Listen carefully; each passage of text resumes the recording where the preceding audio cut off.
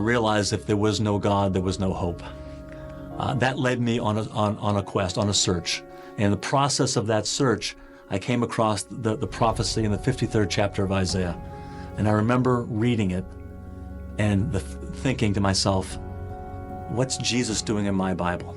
Hey guys, it's Garrett coming to you live from Daily Divers. This is your Daily Dive Disciple. We got a Testimonial Tuesday, so we got a unique one. This is with another Jewish professor, can't speak, sorry. But this is his story about him coming to Christ, and honestly, he thought the whole world was revolved around him, and he was the center of the universe. And God honestly crushed him, which is awesome. We love it when God crushes us. But also, if you like this video, please like, comment, share, subscribe. So that does help us get us out there and spread the channel to new faces. And also, please stay to the end. I do have a kind of like a biblical breakdown of how this relates to the Bible, and then stick around for Fridays, Shenanigan Fridays. If you're new here, we do Testimonial Tuesdays and Shenanigan Fridays. But Shenanigan Fridays, we go over like false teachings and give you guys breakdowns there too.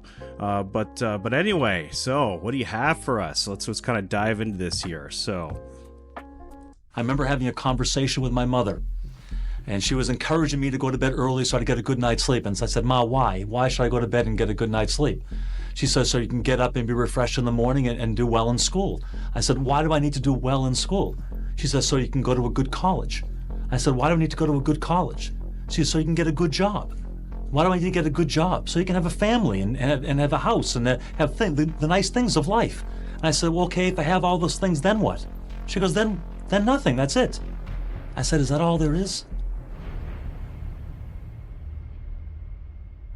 Being the only son of a Jewish mother, I was made to feel like I was the center of the universe.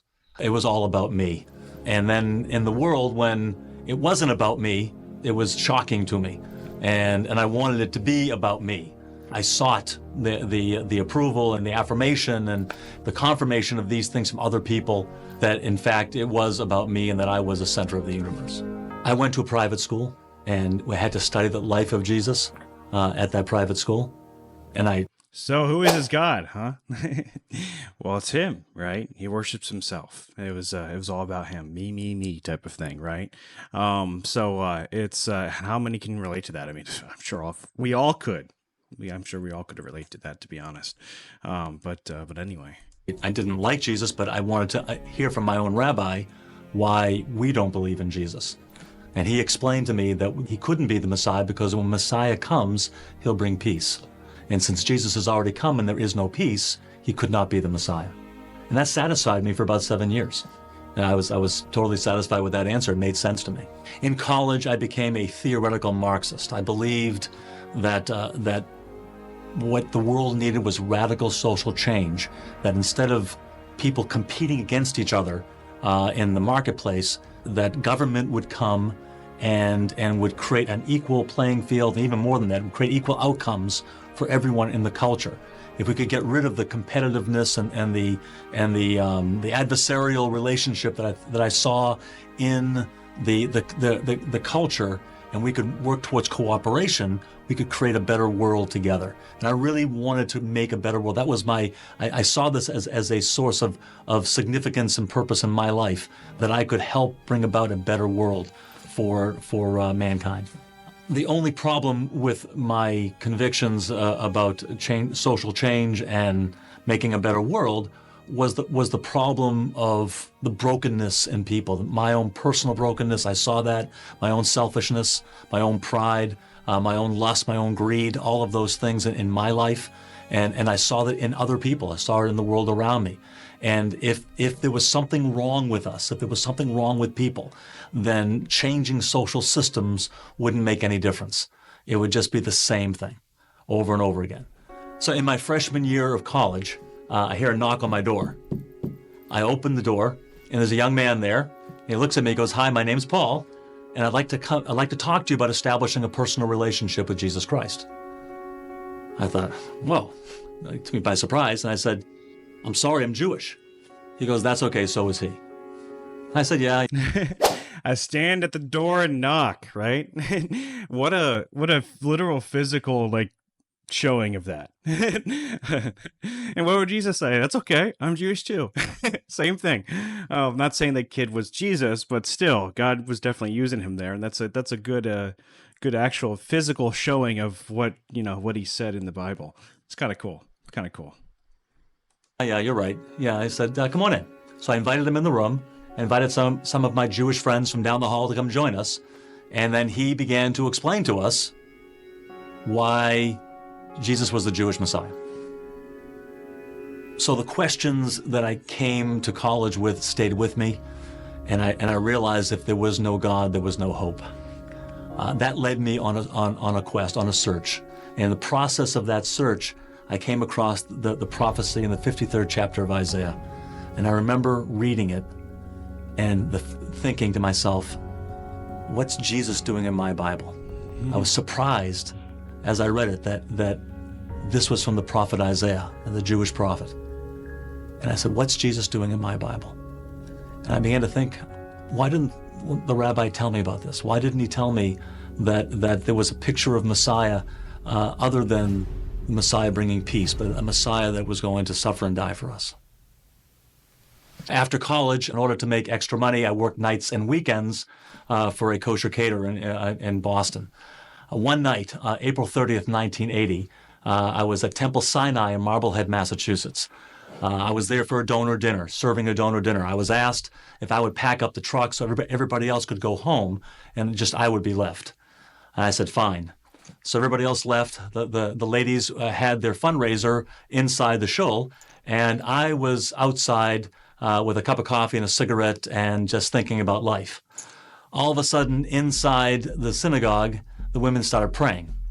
Their prayers began to remind me of my own searching and my own struggle, my own journey that I was on. And I started thinking about Jewish history, and I started thinking about David, and I started thinking about Jesus. Is Jesus the Messiah? Is it really important who the Messiah is? Is Jesus the Son of God? Is he God? Did he ever say he was God? And couldn't he have just meant that he was close to God and intimate with God? And I said, what difference does that make what the name of God is, as long as we live a good life? And as I'm thinking these things, I'm walking around the temple parking lot, and I get to the end of the parking lot, and I look up, and before me is a gathering of light, and the light forms a figure of a man, and the man is all in light, and he's in front of a cross, not on the cross, but in front of a cross, and it's all brightly illuminated in front of me, about 20 yards away from me, as big as life. And I looked up and I saw the figure and I said, oh my God, it's Jesus Christ. And my hands are shaking, and I'm shaking my head on the way home. Did I really see this? Did I really see this? And it scared me so much, I decided to try to put it out of my mind. So I spent the next couple of weeks just partying and going out to bars and just trying to forget about what had happened.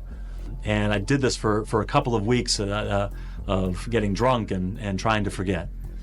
I woke up one morning, I was living at home at the time, and I woke up in the morning and I was getting my orange juice in the kitchen, and my mother looks at me and says, Rich, what are you running from?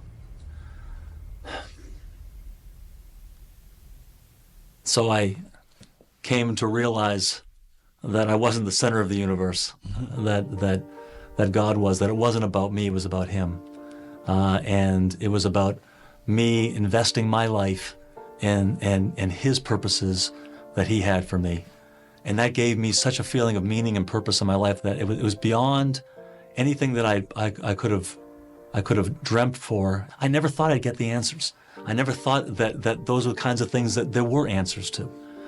But now I realize that there's a God, and that he loves me, and that love sets me free to love and serve others, and love and serve him. Today I'm married to my beautiful wife Michelle, who happens to be Italian. I thought it was more important to marry a girl that shared my faith in Jesus than it was to marry a Jewish girl. We have three wonderful boys, Joshua 27, Micah 26, and Zach 23.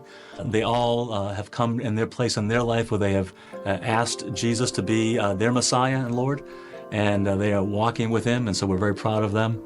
I'm teaching as a professor in a graduate school in New York City, and really delight in being able to share my experience and my journey in my life with these young people in the context of a learning environment.